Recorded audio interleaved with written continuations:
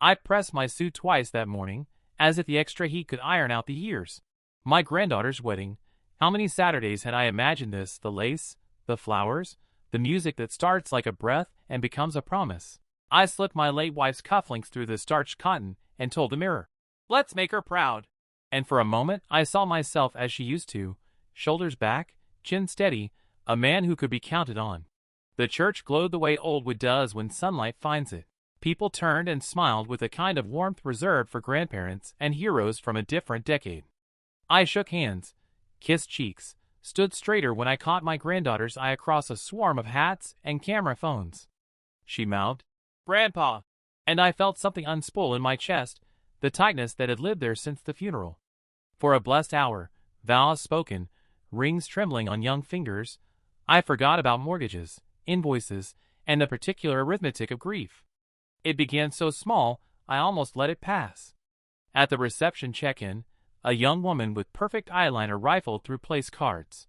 "Found you," she chirped, passing me a tag. I glanced down, expecting my name, the simple dignity of it. Instead, the old man paying for everything. A laugh caught in someone's throat to my left. A whisper skimmed the surface like a water bug. My smile turned brittle, the way glass looks moments before it breaks. "Probably a joke," the girl said, cheeks pinking as if to apologize for a party she hadn't planned. "They were having fun with the tags." "Fun," I repeated, pinning it anyway.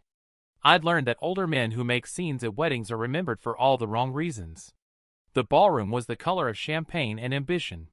Chandeliers glittered as if shaking off their own dust.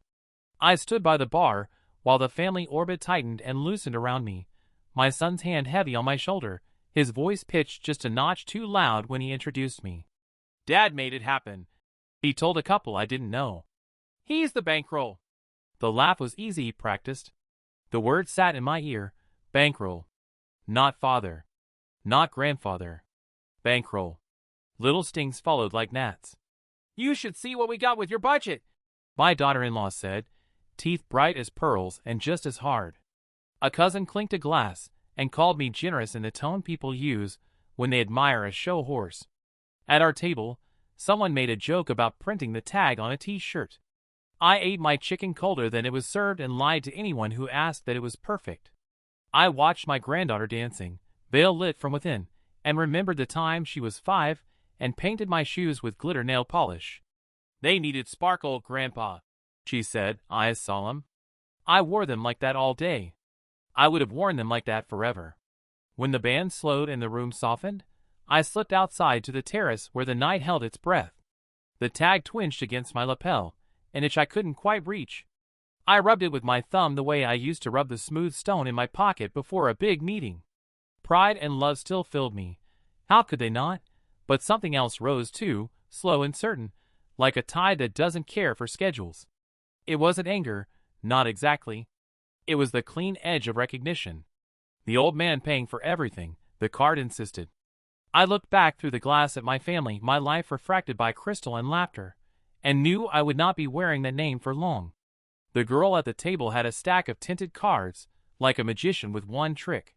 "Here you are," she said, cheerful as a doorbell, and slid mine across the linen. I reached for it with the same absent confidence I've had for decades when signing checks, approving drafts, fixing what breaks. I expected the ballast of my own name. Instead I saw the sentence, a neat little verdict in looping ink, the old man paying for everything. There was a laugh from somewhere to my left, the kind of laugh people swallow when they realize they've stepped too close to a ledge. Heat climbed the back of my neck, crept into my cheeks. For one foolish second I thought if I blinked hard enough the words would rearrange themselves. Become grandfather of the bride. Become Robert's friend. Become anything but what they were. They held, crisp and elegant, a joke tightened into a noose. "Bit of fun," the girl said, color rising in her own face now that she'd seen mine. "The family had a sense of humor about the cards." "I see." My voice sounded like it had crossed a wide, dry plain to reach us. Around us, people collected their identities without resistance. Beloved aunt. Maid of honor. Best man. I pinned mine. What else was there to do? And felt the sting as the metal found fabric, found skin, found nerve. The ballroom was loud enough to hide anything if you wanted it to. Ice cracked in glasses. The band tested a horn. Someone's heels clicked a brisk metronome across the marble. I drifted into it the way you drift into surf, letting the white noise push against the heat under my collar. A cousin clapped my back and read the tag before he met my eyes.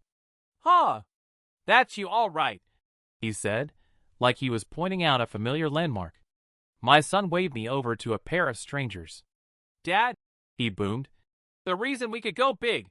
The man laughed, relieved to understand my purpose, and shook my hand as if he were congratulating a donor on a wing of a hospital. It's curious how quickly a sentence can rearrange the furniture of a room. The centerpieces seemed taller, the chairs narrower. I sat and the car tugged at the lapel with each breath, a small persistent child tugging at a sleeve. I heard my late wife, not scolding, not even surprised, just her gentle sigh that always meant, "Be careful." I smoothed the tag with my thumb until the letters warmed under my skin. Across the floor my granddaughter spun, a bright coin flipped into light. She didn't know. Why would she? The laughter that had pricked me at the table didn't reach her. She was in a world where love is a straight line, and the future is a room with every window thrown open. I wanted to keep her there. I wanted to keep myself from hardening. A waiter passed with champagne and I took one, then another. The second glass steadied my hands, but not the part of me that had started recalculating. Numbers, yes, but also respect, also the quiet inventory of the ways a man allows himself to be named. "The old man paying for everything," the card announced. I touched it again, felt the pulse beneath it, and understood, clear as the chime of a spoon to crystal, that the naming would not stand. The ballroom hummed with a kind of happiness that sounds good from a distance. Up close it frayed. I stood near the hydrangeas, nodding at stories I wasn't part of, letting the music rub smooth the rough edge under my ribs.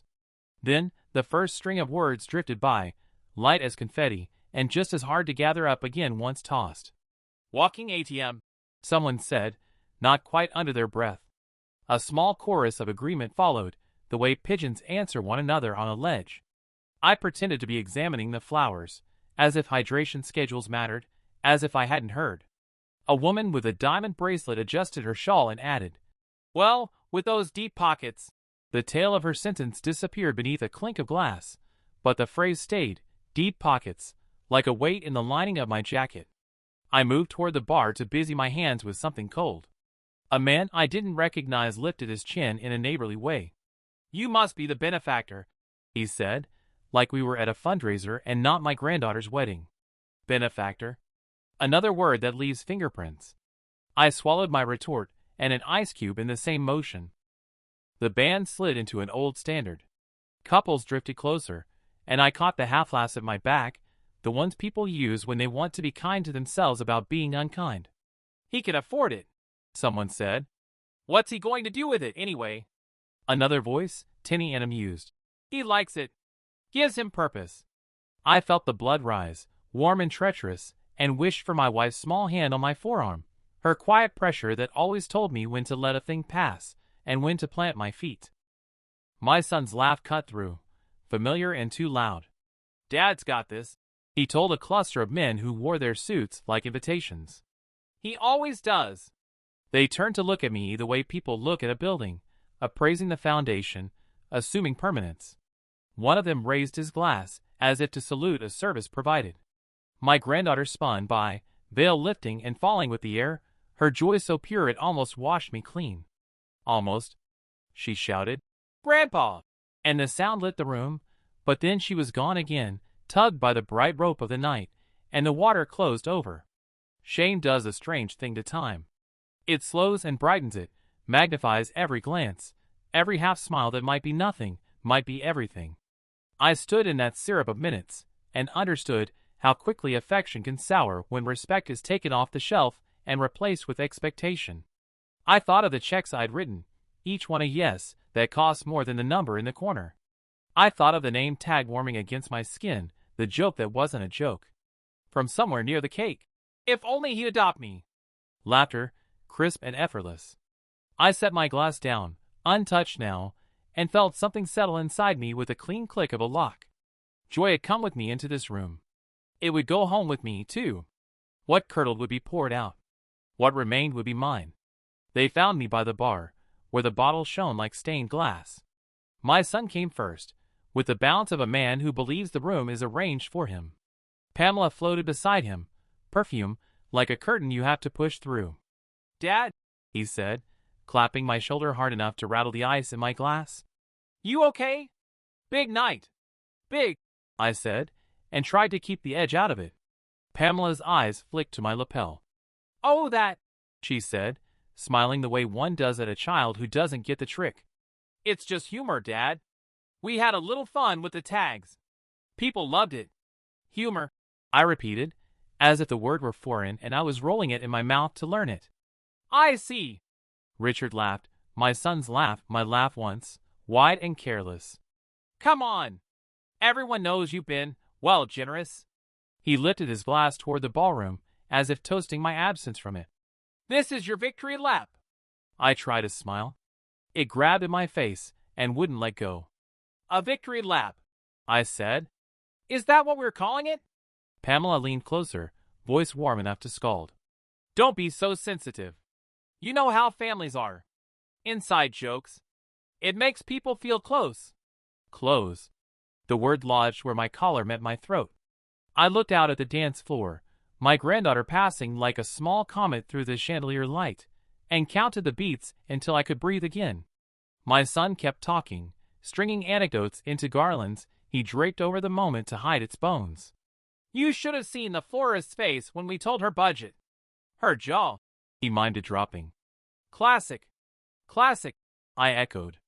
The tag tugged my lapel with each breath, a metronome counting out the seconds I was behaving. Pamela touched my arm, cool fingers, practiced sympathy. "You're a hero tonight. Let people celebrate that." Hero. ATM. Benefactor. Bankroll.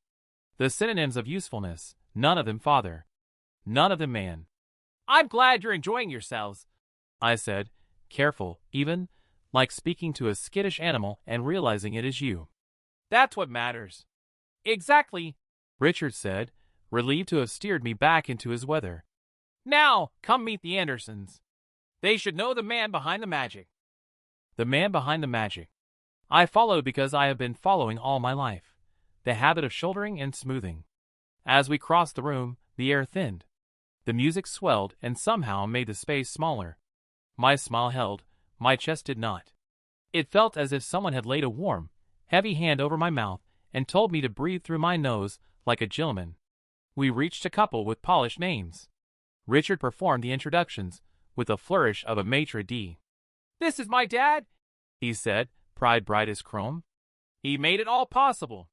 I shook hands, said the phrases that oil an evening. Inside, the joke kept laughing, long after everyone else had stopped. He caught me on the terrace where the air was cooler, and the music came thin through the glass. "Forgive the ambush," he said, standing just far enough away that I didn't feel hunted. Martin Reynolds. Silver haircut neat, the same careful suit he wore to the reading of my wife's will, the same eyes that never rushed a sentence. "I needed the air," I told him, which was only half the truth. What I needed was a place where the tag on my lapel didn't introduce me before I could open my mouth. He glanced at it and, to his credit, did not smile. "I won't ask," he said. "I can guess." His voice had always reminded me of a fountain pen on good paper, steady, inked with intention. We stood side by side like men pretending to study the moon. Inside, forks chimed and someone laughed too hard. Out here, the hydrangeas breathed their damp blue. I waited for him to make it polite, and leave me to the ache I was almost learning to carry. He didn't. "Your wife left me something," he said quietly. "Not to deliver. To hold. Until I believe the moment warranted it." "Warranted," I repeated, as if the word might decide to mean mercy. "She didn't tell me. She was a strategist," he said, and I felt my mouth twitch. It was the gentlest way to describe a woman who could win an argument, by folding the laundry. "She asked me to keep it sealed unless I saw you being diminished. Publicly."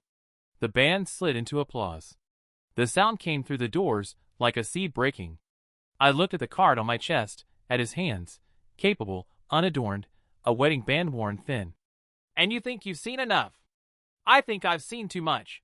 He reached into his inner pocket and produced an envelope, the old-fashioned kind with a wax seal already cracked from 1,000 thumbings. My wife's handwriting on the front. My name reduced to its bones. I didn't take it. Not yet. I watched it the way you watch a coiled rope, knowing that once you pull, something rises from below. What is it?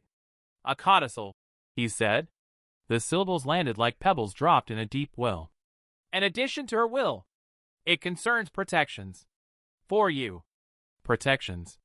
As if I were a thing you could bubble wrap and store on a high shelf. I almost laughed. Then I pictured the way my son had lifted his glass, the way my daughter-in-law had stroked the word humor like a pet that might bite, and the laugh died cleanly. She thought this far ahead? I asked, and what I meant was, how long did she see me stand where I am standing now, and decide to leave me a map out? She did, he said. And if you let me, I'll walk you through it when the room next door isn't listening. I took the envelope. It was lighter than I expected and heavier than anything I'd held in years. For a moment, the terrace tilted and righted. Through the paneled doors, my granddaughter's veil flashed in a turn, bright as a fish in clear water.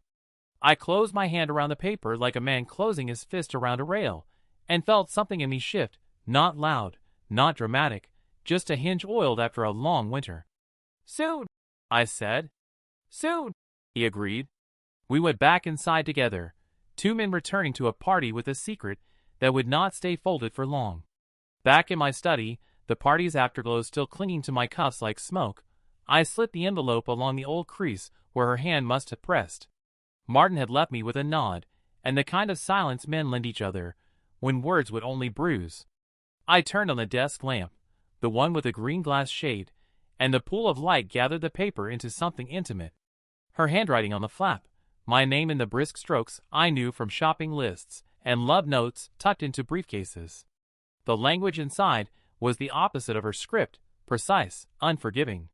Martin's cover letter first, a bridge of sentences explaining dates and witnesses and legal footing. Then the codicil itself, an addition she'd made clear, not a replacement. I read it once fast, like ripping off a bandage, and again slowly, line by line, as if pacing off the boundaries of a new piece of land. It was simple enough to fit inside a single breath. Any descendant who publicly humiliates me forfeits their inheritance. Defined, documented, witnessed. The words stood straight-backed, immune to charm or pleading. She had anticipated this, anticipated them, anticipated me. I set the page down and pressed my thumb to the margin, where the notary's stamp made the paper buckle. For a moment, I could see her at our kitchen table, glasses low on her nose, drafting the bones of this with that little crease between her brows.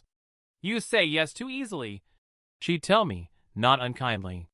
One day that yes will hollow you out. I remembered laughing and kissing that admonition away. I remembered thinking that kindness is its own ballast. Tonight, with the ink cool under my fingertips, I understood the difference between kindness and permission. Public humiliation.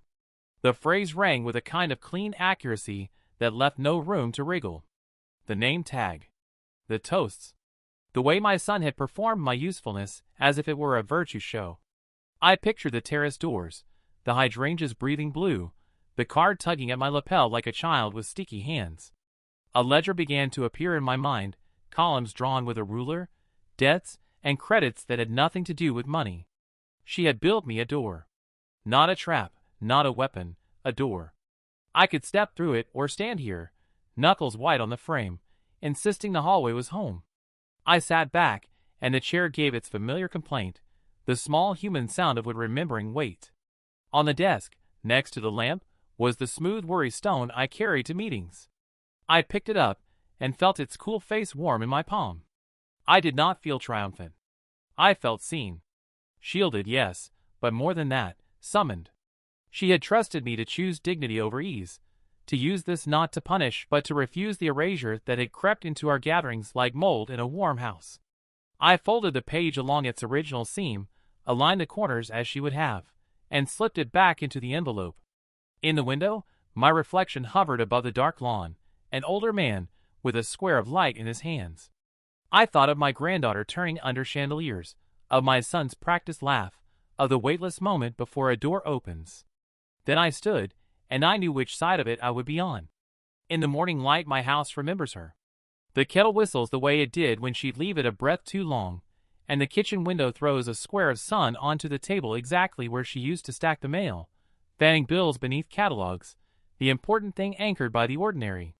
I sit there with the codicil folded beside my coffee, and hear her voice as clearly as if she were in the next room, not the next world. "You give too quickly," she would say, smoothing a receipt with her palm. Not scolding, never that, just a hand on the rudder. A yes should mean something, or it becomes a habit instead of a choice. I would nod and kiss her forehead and make some joke about generous men and generous waistlines, and she'd smile because she loved me, not because I convinced her.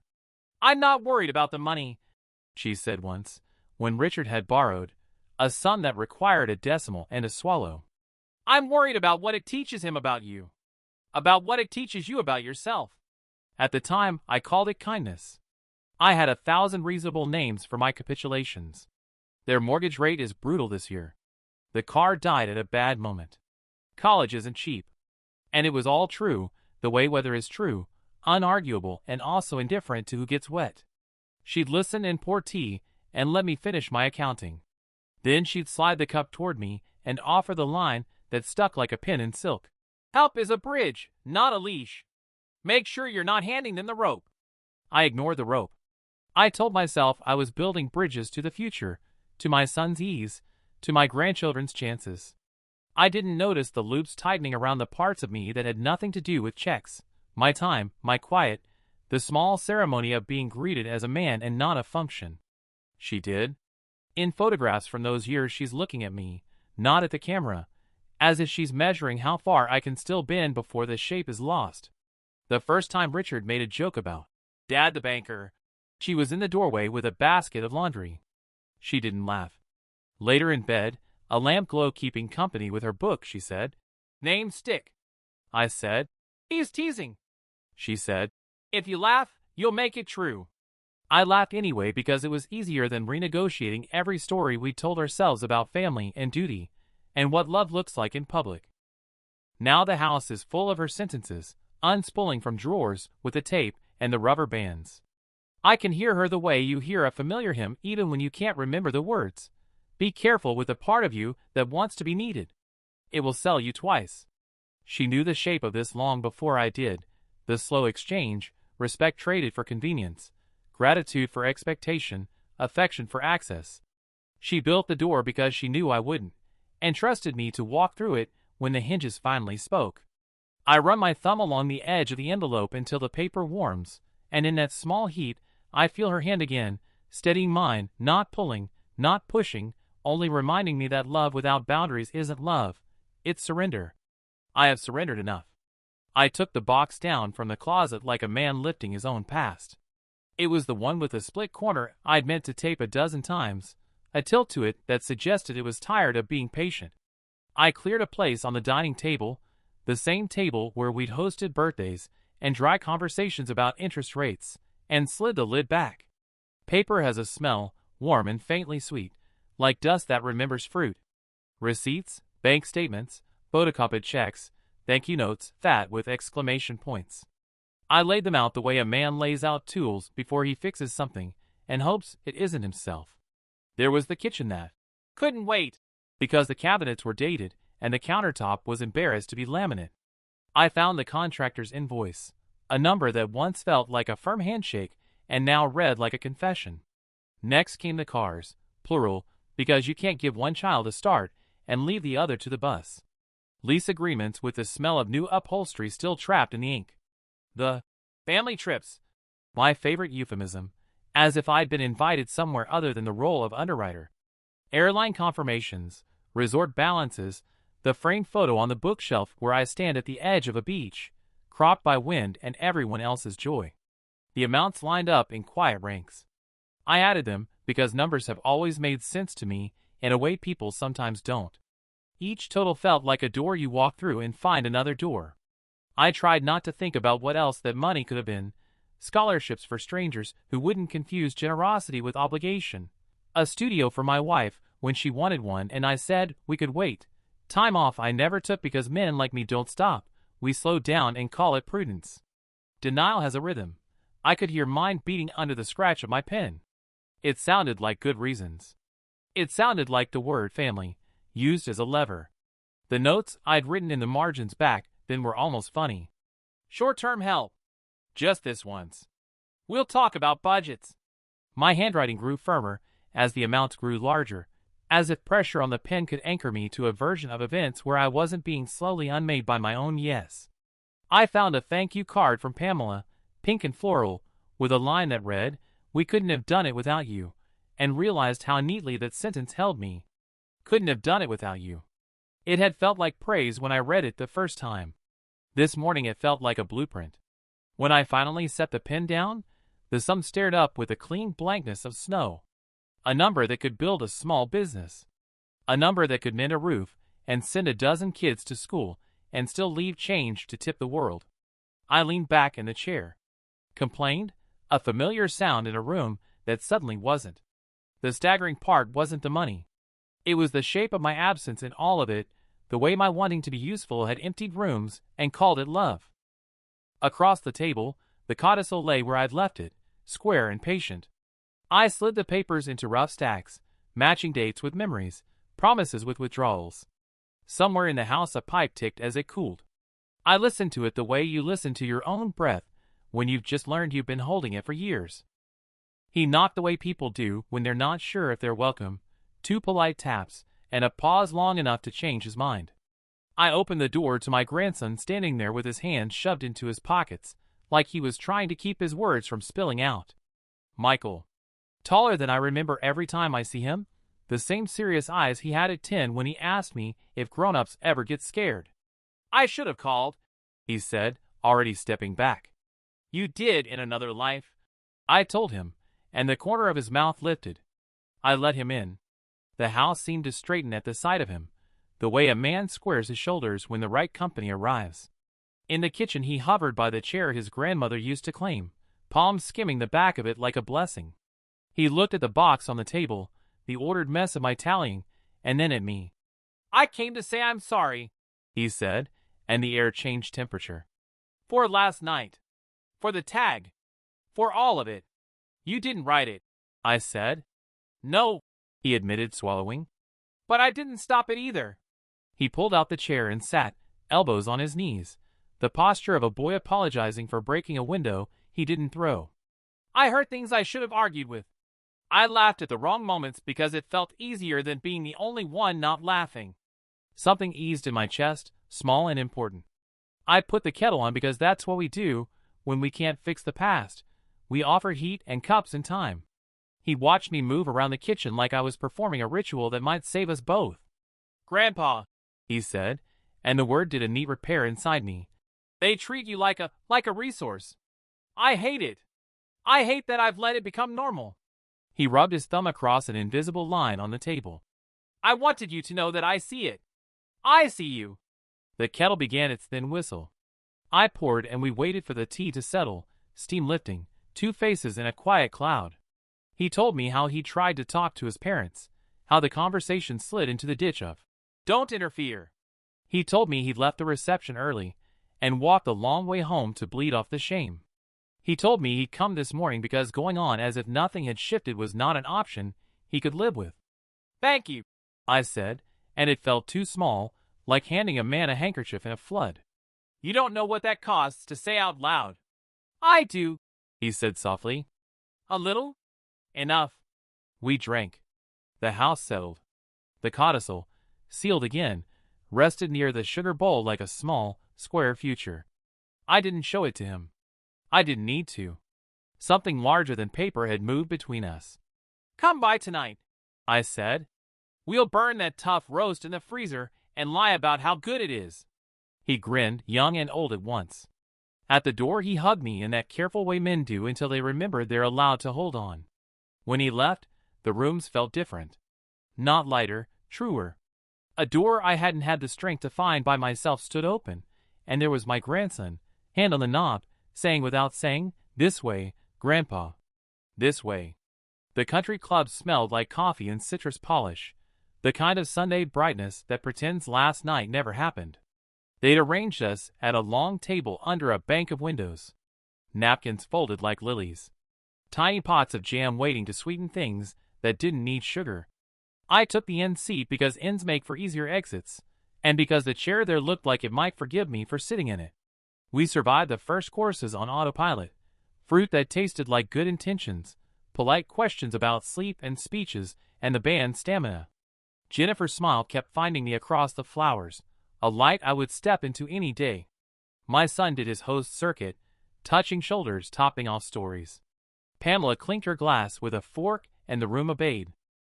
"Thank you all for coming," she sang, a smile set to performance. "What a perfect cap to a perfect weekend." She reached for my shoulder like a prop she'd rehearsed with. "And of course, none of it would have been possible without our generous patriarch." There was a ripple of sound, gratitude shaped like applause, a few throats clearing their way to approval. I raised a hand, not to wave it off so much as to keep it from landing anywhere near me. She didn't wait.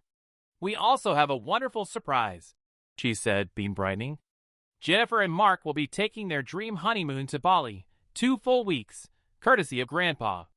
The word dropped into the room and spread like dye in water. Heads turned to me, delighted to watch a promise spend itself. Mark blinked, baffled. Jennifer's eyes flicked from her mother to me, a question mark drawn in worry. My son's smile froze into place, the kind that cracks if you breathe on it.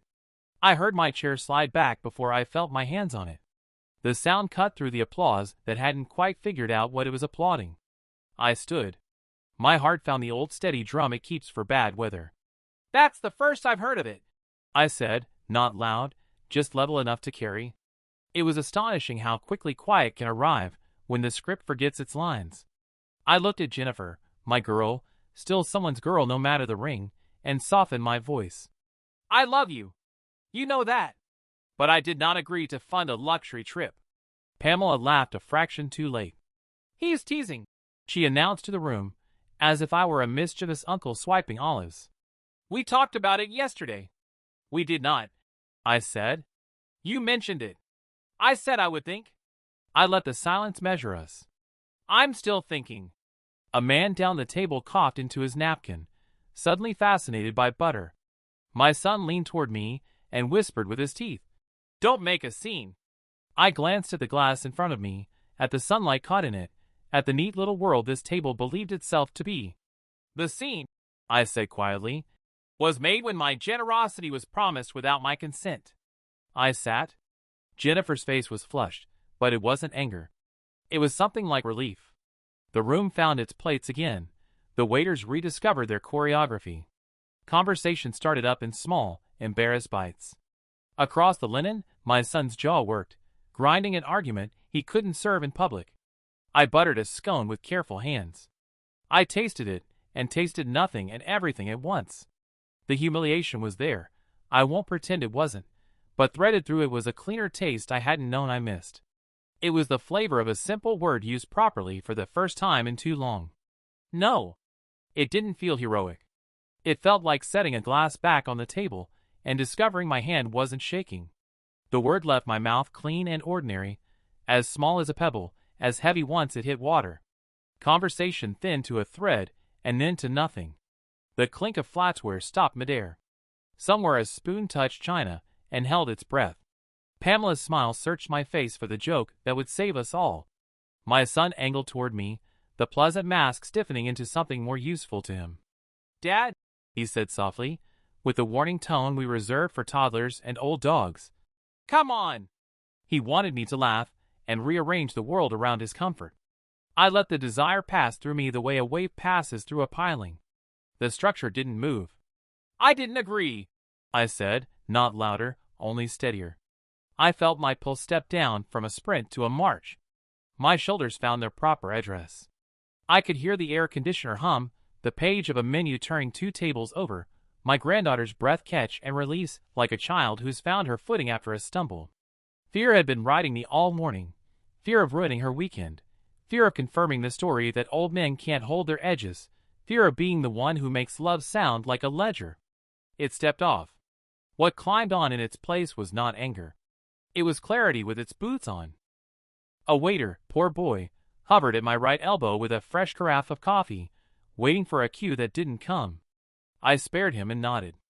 "Thank you." The coffee steamed between us and made a small weather system I could have lived in forever. Pamela tried again, the pitch of her voice rising as if she could throw it across the silence and catch her balance. "We were only sharing the good news," she said. "Everyone is thrilled. It's what you would have wanted." She was good, she always has been, at drafting my wishes in a handwriting that looked like my own. "What I want," I said, and tasted the honesty before I swallowed it, "is to be asked." It was amazing, the size of that simple thing. A man asks for air and finds a sky waiting. A murmur traveled the table like wind through wheat. My son leaned closer until I could count the pale hairs along his jaw. "You're embarrassing us," he hissed. I took a sip of coffee and set the cup down without noise. "No," I said. "I'm correcting one." Jennifer looked at me then, really looked, and her mouth softened. Her young husband's hand found hers under the tablecloth and stayed. Across the room, someone began to speak and thought better of it. The sunlight through the tall windows carried dust that moved as if time had resumed, but slower, kinder. The fear didn't return. In its absence, I felt the outline of a man I remembered from other rooms, other negotiations. The one who could say yes with a full back and say no without apology. I didn't grandstand. I didn't explain myself into tatters. I reached for a piece of bread, broke it, buttered it. The ordinary motions of a body that had come back to belong to me. Eventually the room remembered it was a brunch. Chairs creaked. Someone laughed too brightly. Plates were exchanged. I kept my seat at the end of the table where the exits are. The word I'd spoken sat beside my plate like another place setting, modest and immovable. I couldn't stop the glances. I couldn't fix the stories people would tell later in cars and kitchens. But I could do this, refuse once, properly, and let the refusal stand. Calm, not because nothing mattered anymore, but because everything did, and I had finally chosen my side in my own life. He arrived before the afternoon had decided what kind of light it wanted. Tires on gravel, the front door flung wide without the courtesy of a pause. My name in his mouth, clipped short, the way a man uses a first syllable to pry. I was in the living room, the lamp on though it wasn't needed, the codicil sealed again, and slid beneath an innocuous stack of magazines, like a fox in tall grass.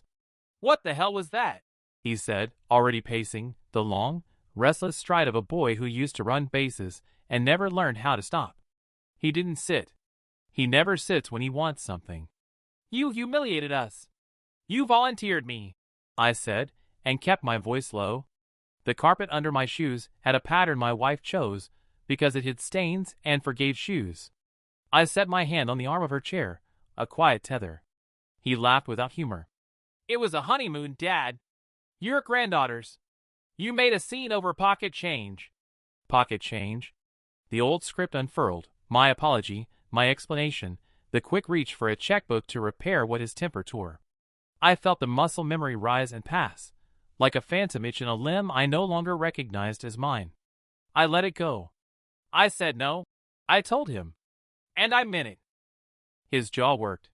He pointed at the walls, like they'd back him up. "We're family.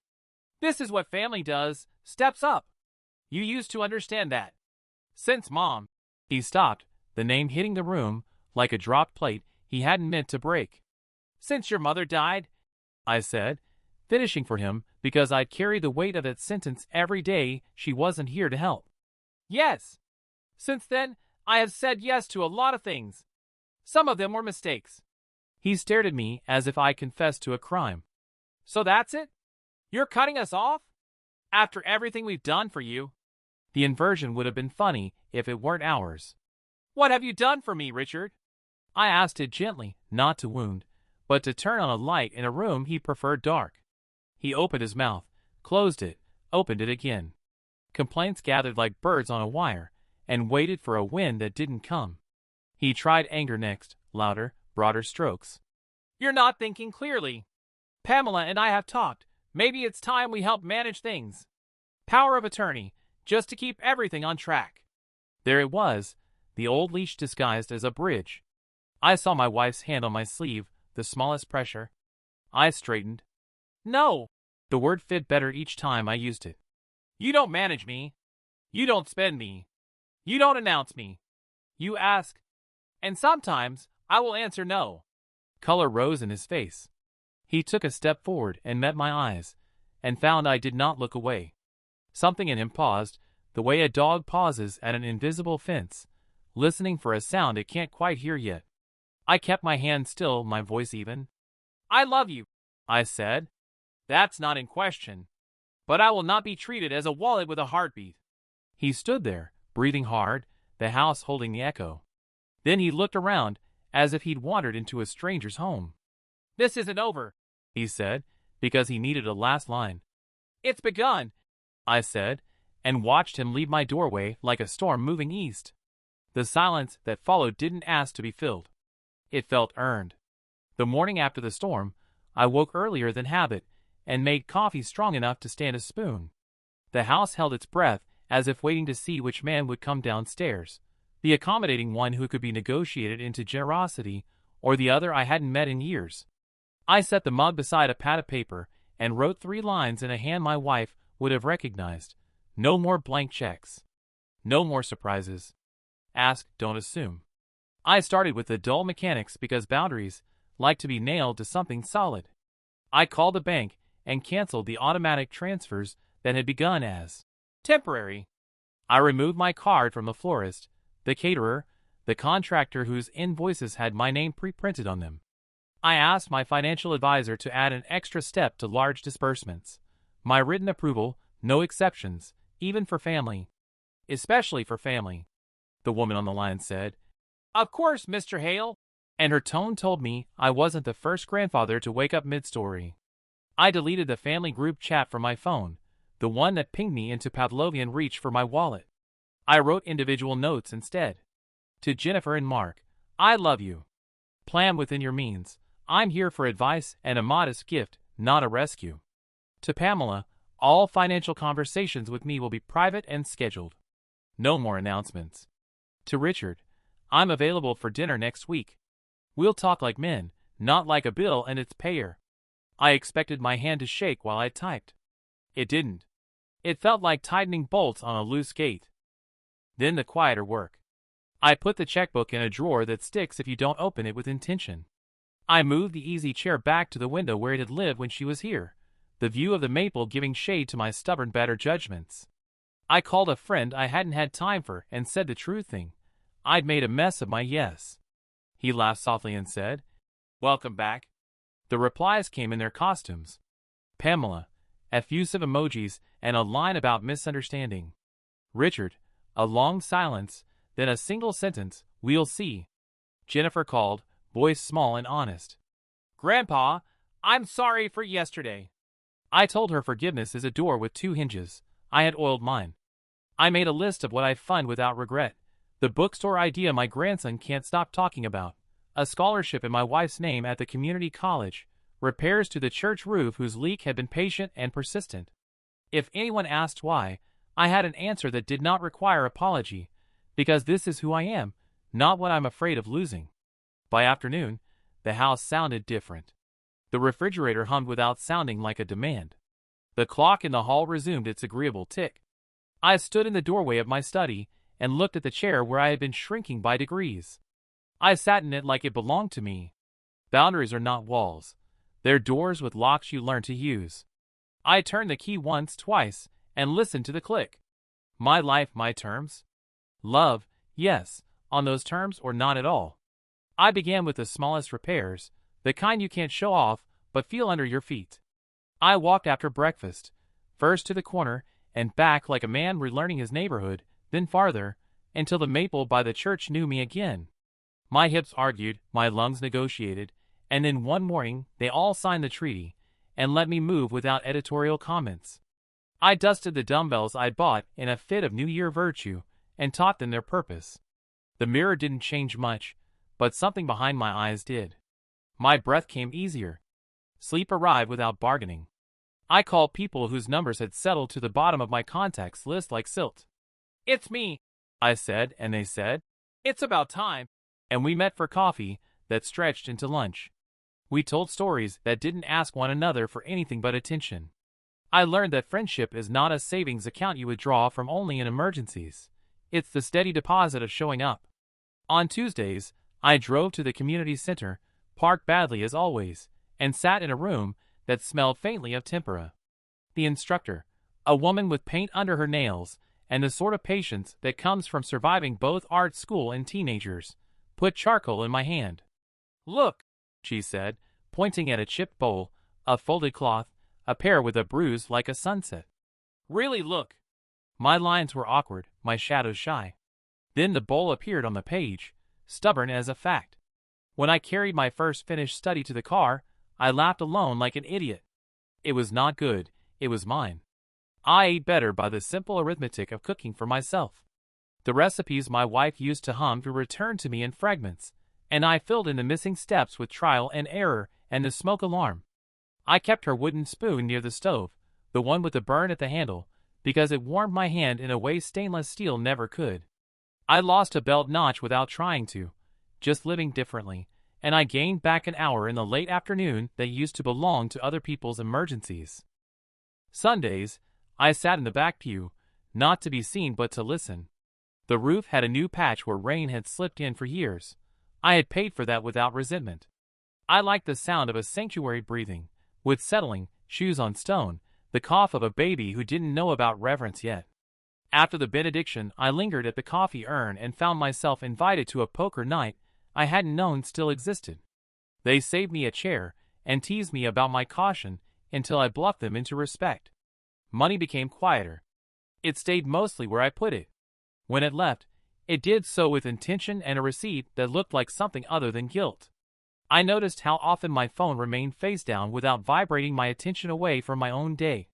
The house felt lived in rather than leaned on. If a request arrived, it met a question first. Does this honor the man I'm rebuilding? It wasn't dramatic. It was steady work, the patient business of being a person among people. One evening, walking back as the streetlights yawned awake, I caught my reflection in a shop window. Not a benefactor, not an account, not a problem to be solved. Just a man with paint on his fingers and a heartbeat that answered only to him. The idea arrived at my kitchen table in the form of a sketch on a napkin. Michael slid it across the wood like a card he was afraid to play too hard. Shelves here, a little coffee counter there, a reading nook tucked under a window that would catch afternoon sun. He talked too fast at first, tripping over the numbers as if they were loose stones, then slowed when he realized I wasn't trying to catch him out. I was listening. The napkin smelled faintly of cinnamon from the roll we'd split. Ambition has always had a sweet tooth.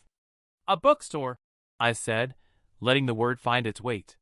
It's a ridiculous idea in the way most beautiful things are, out of step with what's efficient, stubborn about what matters. He nodded and then surprised me. "Not a vanity project," he said. "A business, but also a place. Story time for kids. Writing workshops. Partnerships with the schools. Local authors. Use books curated instead of dumped. New titles that earn their way onto the table." He'd brought spreadsheets, cash flow projections, a lease possibility in a tired Victorian near downtown with bones too good to be condemned. He had underestimated utilities and overestimated foot traffic in month 1.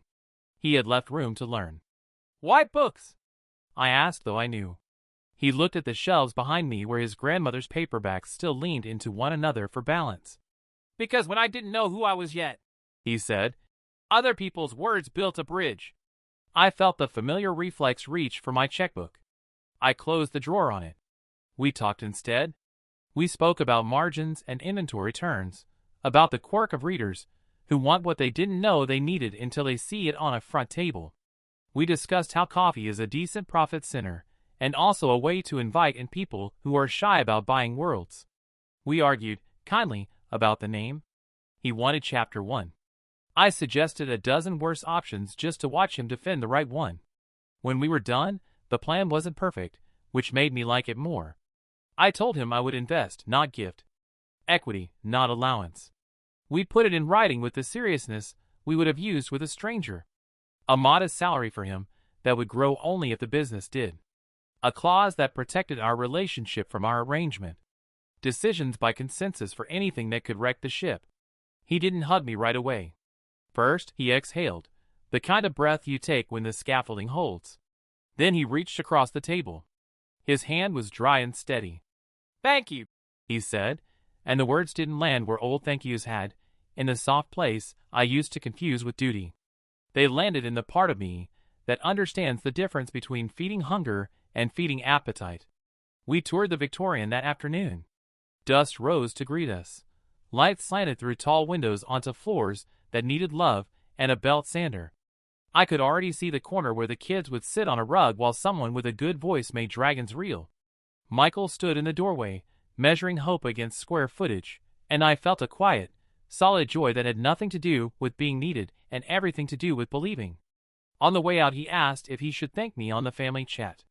"No," I said, smiling. "Let's let the work speak. And when it does, let it say this: we built a place where people leave richer than they came, and nobody owes anybody for the door being open." They came early with store-bought flowers, and the kind of smiles that squeak. My 66th. Michael set extra plates. Jennifer brought a pie she'd actually baked, and friends who remembered me before I was a walking ledger took their usual chairs. The house felt like itself. The good china, the hum of too much coffee, the old clock clearing its throat on the hour. I carved the roast, accepted toasts that were more memory than flattery, and almost believed the day would pass without incident. Richard stood when dessert was a neat geometry on the table. He cleared his throat the way men do when they've practiced their lines. "Before we continue," he said, "Pamela and I need to address something important regarding Dad's well-being." His hand found my shoulder, as if claiming to reign. Pamela produced a folder. The paper inside was too white for this room.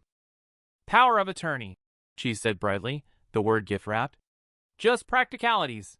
To help with decisions so Dad isn't burdened." The friends went quiet. Jennifer's fork stilled.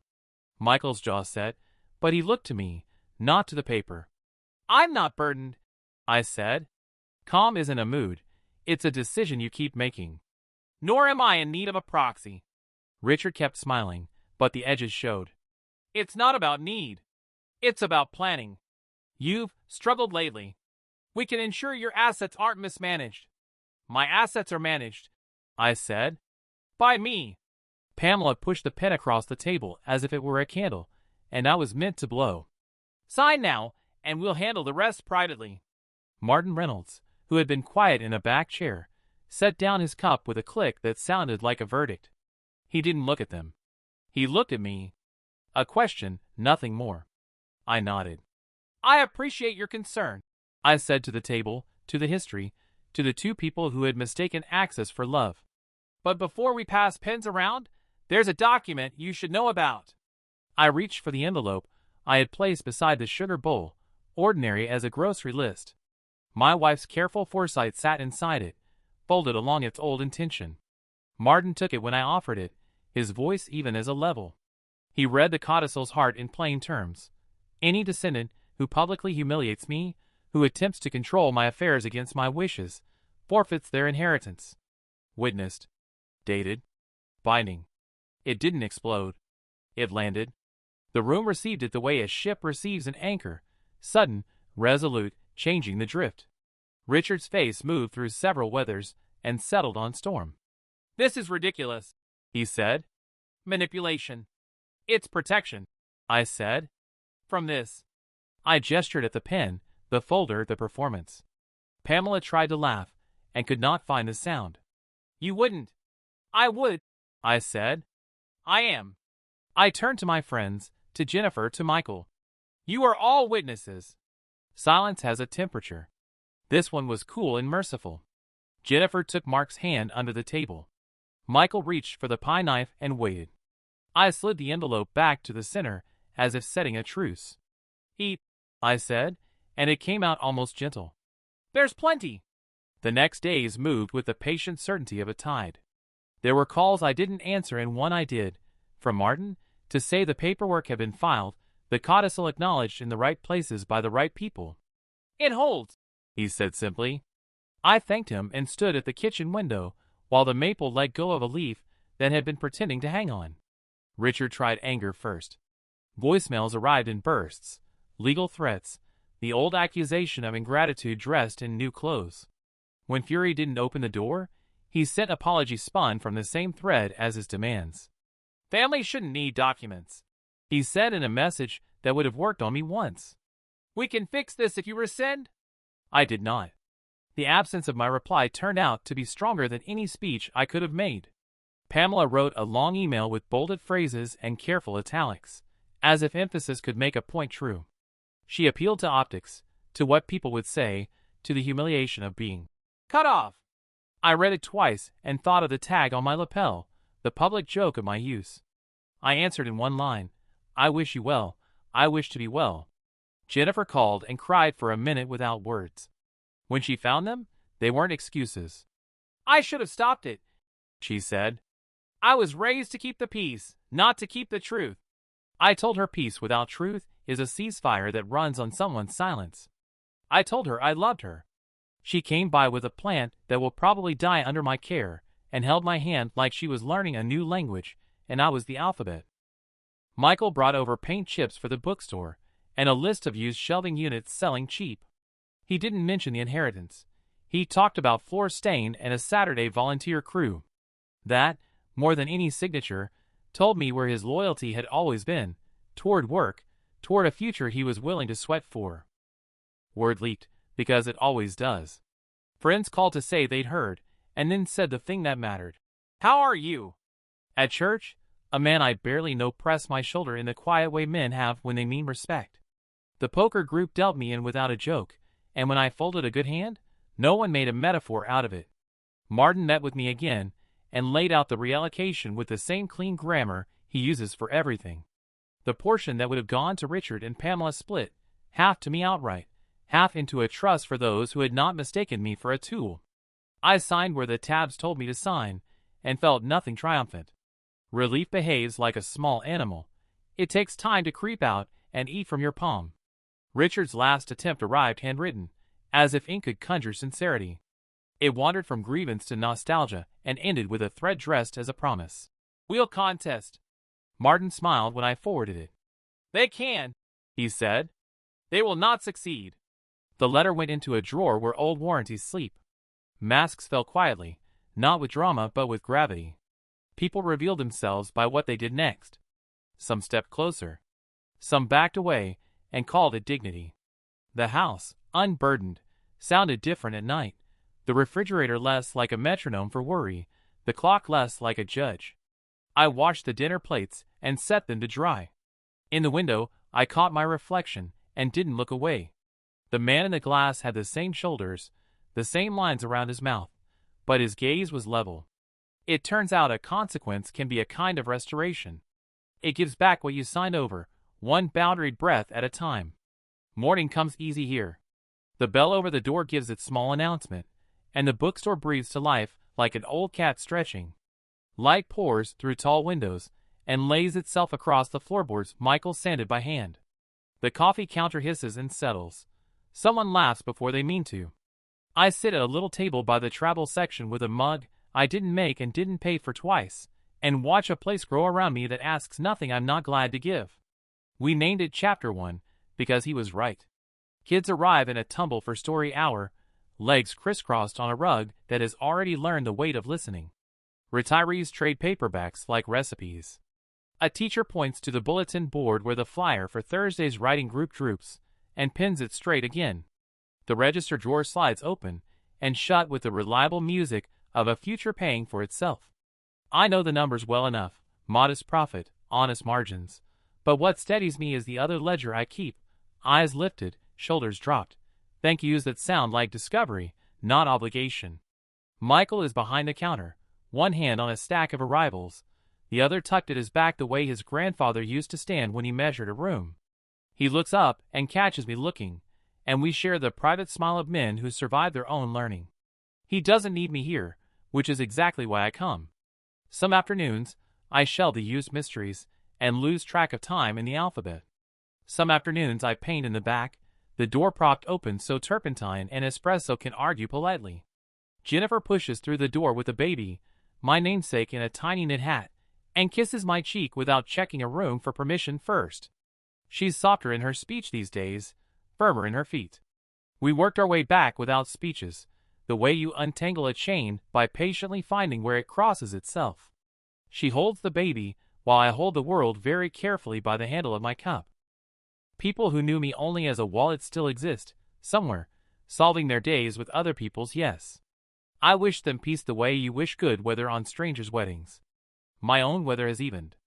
I walk in the mornings, paint on Tuesdays, lose at poker on Fridays, and sit here most afternoons while the bell punctuates the hour.